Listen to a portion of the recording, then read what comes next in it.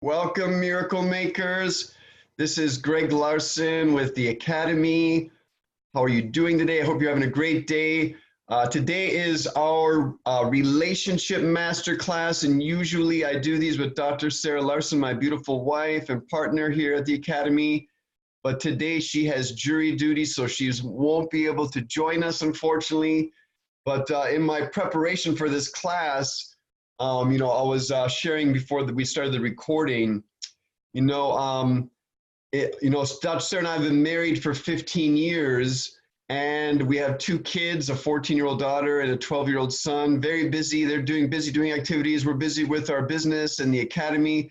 Lots of stuff going on, and in a relationship that's so familiar. The house is familiar. We both work from home. Everything's familiar. Everything is, you can navigate it basically on automatic pilot. It can be very easy to fall into the trap of kind of living a shallow experience without a lot of depth. And unless you're going on a trip overseas, like Sarah and I led a trip to Egypt a couple years ago. Wow, that was a deep experience. So beautiful for our relationship and for the people who are on the journey with us. So those things come along. But, you can't go to Egypt every other week and have a deep, meaningful experience. At least we can't in our experience right now with our relationship and our kids and all the things we're committed to.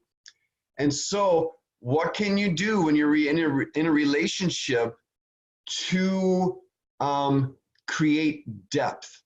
And the reason I bring this up is because as a loving, attentive husband, I'm always trying to tune into Sarah to see where she's at. And I've heard her mention recently a couple times that she's not feeling a lot of depth in our relationship. So being the husband who is that way, who is paying attention, who is concerned about those things, I want to, do what I can to create depth, do what I can to spark depth.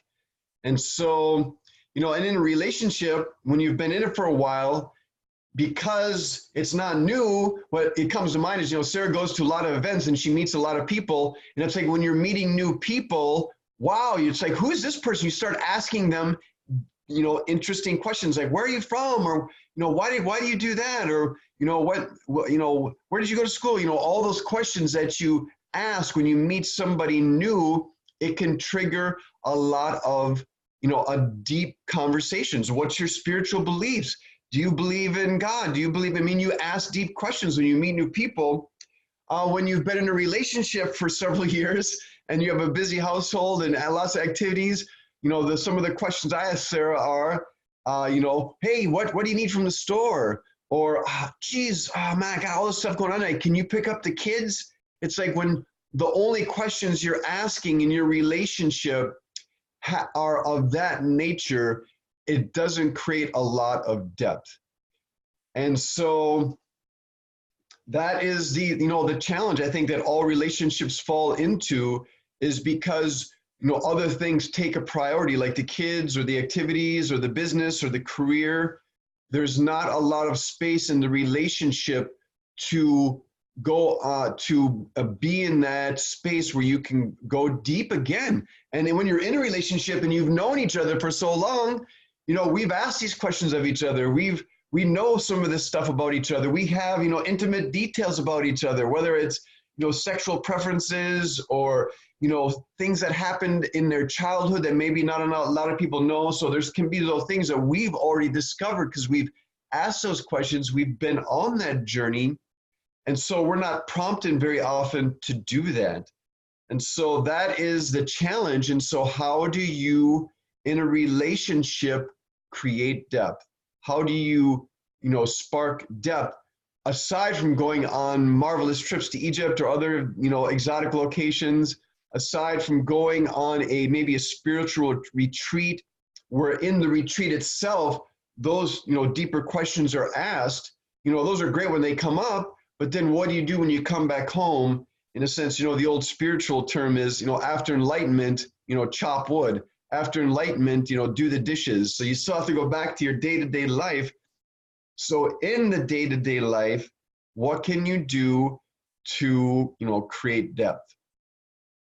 And, what I've discovered throughout all these years is asking deep questions typically leads to, or the quality of the questions you're asking leads to a deeper experience. And so in preparation for this masterclass today, I did some research online and I found some great stuff. And just to, go back to the whole thing with questions, I always say this and I'll keep saying it because it's so important. The approach I take, which is something I learned from Deepak Chopra many years ago, is to not just ask deep questions, not to just ask meaningful questions, but to live those questions. And when I say live those questions, that means it stays in your awareness, not just for, a one journaling session or one webinar, but it stays in your awareness continually for a period of time. And one question that has, probably, generated the most value in my life, the most goodness in my life, the most richness in my life is asking God, how are you calling me to serve? And so those come up in situations like today. Like Sarah was like, oh, I'm going to go down to the, the courthouse and hopefully I'll be out of there in time for the webinar today. And so she, texted me at whatever, 8:30 this morning, I'm going to be here all day. You're going to have to do the webinar. Boom. How is God calling me to serve? To show up today on this webinar and be prepared to, lead the Relationship MasterClass and provide value. Other times that might be, coaching my son's baseball team or, doing something for my daughter, going out of my way or putting in extra effort to make sure my daughter can go on an extraordinary journey. Like right now, she's on a 6-week journey in New Zealand and, all the things weren't quite lining up as easily as I hoped they would. So there was a lot of extra effort and making requests and being vulnerable with various people. And so that was how God was calling me to serve. If Jasmine was going to be on this trip, there was extra things that needed to be done to ensure that. And as an advocate for both my children, I took those steps and the things came about and, everything fell into place so that she could be on that trip. Yesterday was the 4th week. So she's been in New Zealand for 4 weeks with 12 other homeschooling students, having the most amazing transformational, there are some deep questions. They're asking deep questions. They're in deep experiences. They're having one of those deep, experiences in life by going on this journey and meeting new people and doing all the icebreaker games where you get to know people. And so I already know that that's a rich and deep experience for her. And so that's how I was being called to serve, was to be an advocate for her, to push, to go the extra mile to ensure that trip happened for her. And so there's all kinds of ways that God is calling me to serve with all the various people in my life. And so that question has served me tremendously. And so, and then in preparation for today's class, it's the question arose for me, and I know, and this is one I want to live with, because as I mentioned earlier, if you weren't on the call earlier, Sarah's been not dropping hints, but just in our conversations or in our sharing, she has mentioned, I don't feel a lot of depth in our relationship. I don't feel a lot of depth with you specifically. She's talking to me. And so being the loving husband that I am and being the concerned husband that I am, I pay attention to those things. And so I want to begin creating more depth. One thing I did just this past week on Monday night in Sylmar here where we live, it's a new community. We just moved here over the summer. They had a tree lighting ceremony. And normally on Monday nights, I got to bring Tyler to wrestling practice, and then I go do some shopping and I pick him up. And then for this on Monday night, it was like I asked Sarah if she wanted to go to this tree lighting ceremony with me. So we went and dropped Tyler off. We drove over to Sylmar Square, and there was the tree lighting ceremony. And as we got out of the car and we're walking to the square, we reached out, each of us reached out at the same time, and we grabbed each other's hands and we held hands and walked to the square. And the councilwoman was giving out free hot chocolate. So we got in line for hot chocolate and a little, sweet bun, stuff like that. So it was like, that's something we don't do a whole lot. Usually it's like, okay, I'll go here and do this with Tyler. You can stay here and you'll have quiet time to like finish that project or write those emails or reach out to those clients, whatever that is. And a lot of times those things carry greater weight in our relationship. And I can see that if that has, goes on for an extended period of time, Sarah and I feel less connected. And so, and those other things are very important. Our kids are very important. Our business is very important. Those are, high value, focuses for us. But if we don't, as a couple, take a breath or ask those questions, what can I do this week? Wow. And I was at the library getting, books for the kids, and it was like, oh my God, there was a flyer. They're going to have a tree lighting ceremony. That sounds like something I'm going to ask Sarah to go to. And so that's what we did. And so that is my, that is is a high priority this week. And then, and then especially in the holiday season, we're even more busier. How can I create time with Sarah, and not only create time when we're in those times together, what can I do that will stimulate a deeper experience?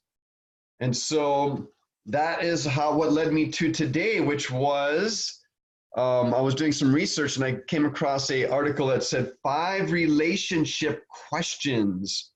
And this was a blog post I'm going to go to right now. And this blog post here is at the site called Science of People. And the actual, there's a video on there that had the 5 questions, but the article itself has 36 deep questions to ask your significant other so you can truly know them. And I love the way this author phrased it. Let me go down to the bottom of the article so I can give you the author's name. Her name is Vanessa Van Edwards. She said, we get trapped in these how are you questions. How are you doing today, Sarah? Oh, I'm doing great. Okay, yeah, I got to head upstairs and answer this email or make this call or whatever it is. And so all that ever comes out is great. And because they're just these how are you questions, they don't engage in a deeper, exploration of what a person's feeling. So instead of how questions, how are you doing, the way she turns it is to, it's not how are you doing, it's who are you questions. I'm like, wow, yes, that is it. And I know how these work because, a big part of our relationship, at various times, whether we're leading trips or even with our children or when we have dinner parties, a lot of times, because Sarah loves doing this, is asking table questions. And when you ask table questions, you're asking those who are you type questions. And in that, you get to know someone at a deeper level. Just like I said, when you meet someone new, because they're new, you don't know anything about them. So you go on this journey of exploring who they are. But if you're in a relationship and you've felt like you've explored them, then where do you do? Where do you go from there? So that's where you have to like break out of that mold or break out of that being stuck at that level and know that, we've been married since 2004. Who Sarah was in 2004 is vastly different from who she is now. Who I was in 2004, vastly different than, who I am today. Not only are we growing in age and are much wiser now, I just turned 50 this year. And yeah, I think I have a lot more wisdom than when I was 35 or 34. We met and got married. And so, why wouldn't you want to find out who this person is today based on all the things that they've gone through? Sarah's going to workshops, she's going to events, she's teaching classes, so she's researching all the time, she's learning new stuff all the time, she's learning the most, cutting edge stuff all the time. Why would I not want to find out who she is now based on all this transformation? And so that is what we're going to do today on the call here. Let me get back. I'm looking at a different screen now, so let me get back to the screen. And so that is kind of what I've come up with today. And so this is the first part of the call. I'll give you a little teaser. Some of the questions, there's 5 here we're going to go through, but the one that I'll give 2, because we're going to end the first part of the call here. Oh, Greg, we need to talk. That's from the twins. Okay, we're going to end this first part here, and then when we get into the second part, we'll take some questions right away here. But I'll just give you two questions for those who are on this first part of the call, just so you can get a sense of what this might be. And then there's, if you read the article, which I'll give a link to in the video description, there's three different levels that these questions can address. The first one's kind of just exploring what a person's general sense is. Then there's also questions that can really go deep. This first one, given a choice of anyone in the world, who would you want as your dinner guest? When I asked that one earlier today, there is so many fascinating people. There's so many, people. I'm sure if we sat down together and had dinner, would have a super deep conversation. The one that comes from mind for me is someone who's been my spiritual mentor for many years, who I've met, just briefly, hi, my name's Greg, stuff like that. But it would be Eckhart Tolle. I would love to have like a 7-course meal on a Sunday afternoon that we would have a lot of time and have all, maybe, if there's 36 questions, maybe 10 of those, and really go deep into what his experience was. I would love to know that. So that's one level. That was number one. The fifth question is, what is the greatest accomplishment of your life?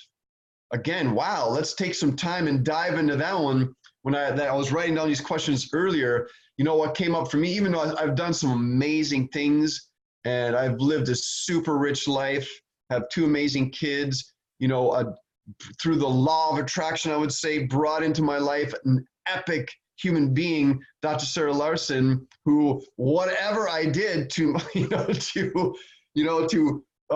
begin that journey with her and have her miraculously fall in love with me and want to marry me and spend all these years together. But, my greatest accomplishment, it is, even though she's an amazing person, I feel I'm an amazing person, and we bring a lot to relationship. It has certainly not been easy, our relationship. And it has been a epic, wild, like, hold on to the edge of your seat, because this is going to be, a hurricane or a tsunami, whatever that is. We've been through a lot of those. And so to have, stayed grounded and in my knowing that beyond all of that, I know who this person is at their core, and I love that human being so much. And no matter what all the turbulence was, no matter what all those words were, any of that, I can push all of that aside, stay grounded in this knowing that, boy, this human being, their heart is so big. Their love is so deep. But not only the love for the world, but I felt her love for me so deeply. And so it's like the greatest thing I've ever done in my life is marry Dr. Sarah and spend these last 15 years with her, and can grow as quickly as possible as all along the way, so I can keep up with her, because she's been on a dynamic journey of healing, of growing, of becoming a teacher, becoming a healer, all these things that she's done. And so to all the things that I've had to do to match her as we've gone on our journey and be with her this day is the greatest accomplishment I've ever had in my life. So, all right, that's going to wrap up this first segment here. This is our masterclass. We do these on Wednesday and Thursday and Sunday. The Wednesday masterclass is on wellness. Thursday is on relationships. Sunday is on spirituality. And so we do these every week. If you're new to the Academy, it's Miracle Makers Academy. It's an awesome resource for your transformation. There's nothing more important to myself and Dr. Sarah Larsen than having the world be transformed, be healed emotionally, mentally, physically, spiritually, because we need to show up in a more enlightened way for the earth, for the other animals on this planet, for each other, for our children, for our grandchildren. I see little babies nowadays, and they're so pure, they're so innocent, and I want them to grow up in a world that is a beautiful reflection of the best that human beings can be. And so that's what we're trying to do with Miracle Makers Academy, is to bring out the best of us, the miraculous nature of human beings, not the smallest, pettiest nature, the most miraculous nature of human beings. So if that's of interest to you, head over to miraclemakersacademy.com. You can sign up for the newsletter and get a free Loving What Is guided meditation with Dr. Sarah Larsen. We truly would love you to join us on this journey and be part of our community. And that's the first part of this call. The next part, we're going to go deeper into these questions. So if you're joining us live on the master classes, you get to continue on. And at the end, we do coaching and questions and readings, things of that nature. So it's a really phenomenal experience. And I hope you can join us down the road. Thanks so much for joining us for this first part. And now just hold on, everyone who's on a call. We're going to end this recording and then continue with the second part.